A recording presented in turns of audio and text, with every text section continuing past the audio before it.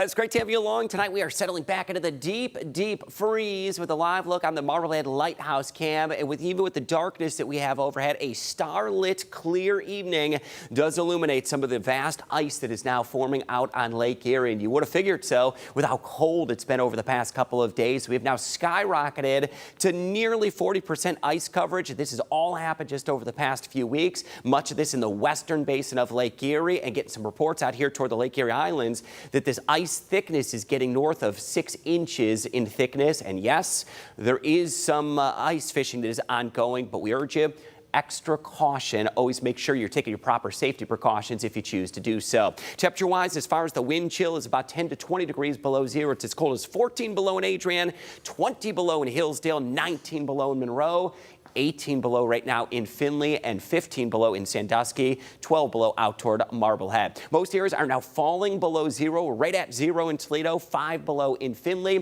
3 below in Defiance, and over toward Bryan, you are 5 degrees below zero. Right in the heart of that Arctic air, about as cold as it's been this entire winter season. And tomorrow, we hit rock bottom with the temperatures. It will be below zero. It's been cold across our area, but a fairly dry stretch of weather. In fact, the atmosphere is extremely dry. All the action, and it has been incredible. I'll talk much more about this coming up in just a little bit. A massive, all-time historic snowstorm that has unfolded across the Gulf Coast and is still actively snowing in the panhandle of Florida. So I'll have more on records that were shattered in just moments from now. Current wind chills, they're going to be about 15 to 20 below zero. Going to get even colder into the morning. Could be around 20 to 25 below zero as the clock hits 7 a.m. Good reason why many of our school districts just chose to close for the day. It is going to be extremely cold in the morning. Wind chills will ease just slightly by about noon. It will be single digits below zero, and it could take us to about dinner time for the winds to lighten up enough. Temperatures jump into the teens. That will be right around zero for that afternoon wind chill. Now, one thing that could happen tonight, frost quakes may be a possibility. This happens in really extreme Arctic air.